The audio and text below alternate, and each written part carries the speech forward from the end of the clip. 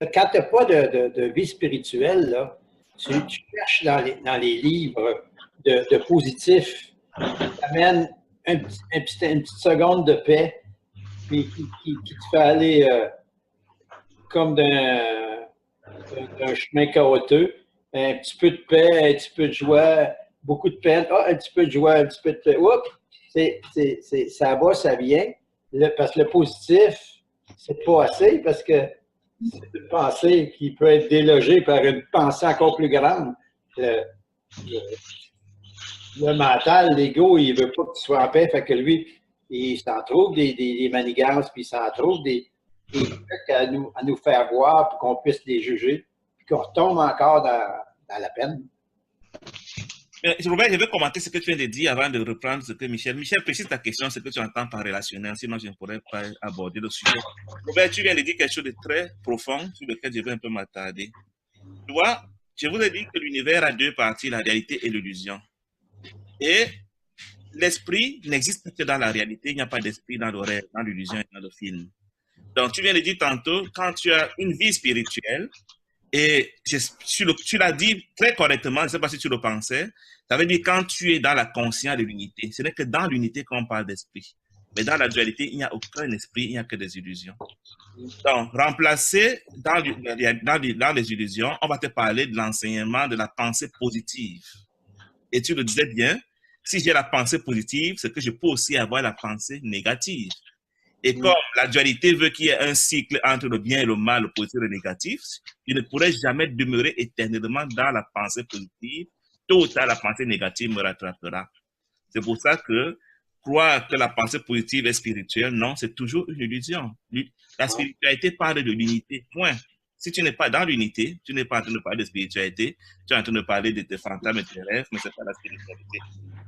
Donc, c'est ça. Robert, vraiment, tu l'as si bien dit. C'est pas l'esprit parle au travers de tout le monde. Et je remercie vraiment pour ton commentaire.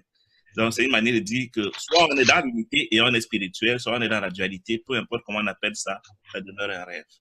Parce que quand tu n'as pas de recette, tu prends la recette qui se présente. C'est ça. Par défaut, c'est ce que l'ego nous a enseigné et on le croit et on le met en pratique. Quand tu es en train de te noyer, tu ne regardes pas la couleur de la bouée. C'est ça. D'abord, tu n'as pas d'alternative. Ce matin, j'ai publié un texte qui disait que tu ne peux pas analyser quelque chose étant dans les ténèbres. Ouais. Donc, pour pouvoir faire une analyse, il faut que tu sortes d'abord des ténèbres. Donc, si longtemps que tu es encore dans les ténèbres et que tu ne connais pas la lumière, comment peux-tu prétendre arriver à une analyse de la lumière? Moi, c'était ça, comme j'ai dit tantôt, ma recette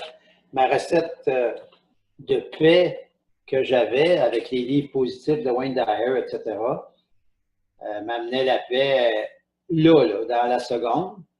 Mais après, je la perdais parce que c'est juste une idée, c'est des mots, et ça s'envole, et puis je les oublie. Tandis que demander l'aide à Dieu, tu peux le faire 1000 fois. Là. C'est toujours la même recette. Je n'ai pas à changer de recette. Dans le positif, il faut que je change de recette parce que ma recette d'hier est plus bonne. Elle m'a amené la paix hier, puis aujourd'hui, je ne l'ai plus. Alors, elle est plus bonne, cette recette. Tandis qu'avec demander à Dieu, c'est une recette, il n'y en a pas 1000. La recette de Dieu te dit que si tu n'as pas d'adversaire, tu ne peux pas avoir de conflit. Ça va tellement de soi. L'unité stipule qu'il n'y a pas d'adversaire, il n'y a pas de conflit. L'unité stipule que tu as tout dont tu n'as aucun besoin, parce que étant donné que tu es le seul qui a forcément tout est à toi, et si tu n'as plus de besoin, tu n'as plus de désir. Et qu'est-ce qui donc va t'empêcher d'être en paix et dans la joie? Si tu as tout, tu es tout, et tu n'as aucun adversaire. C'est ça la recette de la spiritualité ou de Dieu. Mais la recette de l'ego dit, il y a le positif et le négatif. Fais quelque chose pour demeurer dans le positif. Évite à tout prix d'entrer dans le négatif. Quiconque veut t'amener dans le négatif est un adversaire, combat-le. C'est ça ce monde. L'autre n'est pas moi. C'est une menace qui veut m'amener à entrer dans le négatif. Alors que mon bonheur est dans ceci que je demeure dans le positif. Ce faisant, l'ego ne dit pas à ses apprenants que la dualité est forcément cyclique. De même que le jour suit à la nuit, le négatif suit toujours au positif. La maladie et la guérison alternent. Les saisons alternent. Tout alterne. Rien n'est permanent. Tu ne peux donc pas demeurer éternellement dans le positif. La croyance donc, en ce cycle, fait le rêve. Elle fait donc la perdition, entre guillemets, qui n'est pas réelle, parce qu'elle n'est pas réelle. C'est tout simplement un scénario monté pour vivre autre chose que la réalité. Tout ce qui existe à son contraire. Tout ce qui semble se passer dans le film a son opposé. Ce qui est réel. Ce qui n'est pas réel existe. C'est assez bien dit de dire, tout ce qui existe, c'est-à-dire tout ce qui semble se passer dans le film, a un opposé. La réalité est, l'illusion est. Tout ce qui est visible est une illusion. Et la réalité est invisible. Pourquoi? Parce que dans la réalité, étant donné que je suis seul et que je ne peux rien voir d'autre, puisque si tu es seul, qu'est-ce que tu peux? Tu n'as pas de miroir, tu n'as rien pour te revoir, pour te voir. Tu ne peux donc pas percevoir. Percevoir veut dire que j'ai vu autre chose que moi. C'est ça la perception. Donc tout ce qui est perceptible fait la dualité et n'est donc pas réel. Et les yeux sont, entre autres, l'instrument de perception qui me permet de voir au-delà de moi pour percevoir qu'il y a autre chose qui établisse la dualité. Alors, notre ennemi nous suit de proche, on est notre propre ennemi. La conscience est mon premier ennemi.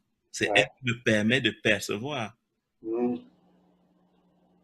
C'est elle qui me fait croire que je suis un individu différent d'un autre individu. C'est pour ça qu'on parle de conscience, de l'individualité. J'ai lu un mot tantôt, parce que bizarrement, j'avais un compte à payer dans mes impôts. C'était marqué gouvernemental. Alors, j'ai comme écrit en deux mots, gouvernemental. Gouvernemental. Et prends le gouvernemental, là. Tu dis c'est gouvernemental. Le mental. Ah, mais je dis, wow! Un jeu de mots, gouverne le mental. Viens de le voir. Viens de le voir, qu'est-ce qu'ils font avec nous autres. Ils gouvernent le mental. C'est un disque gouvernement. Ils gouvernent notre mental dans le rêve. On les laisse faire, alors ils ont une emprise. C'est ça. Il n'y a personne qui a du pouvoir à part celui qu'on lui donne. C'est ça. Pourquoi?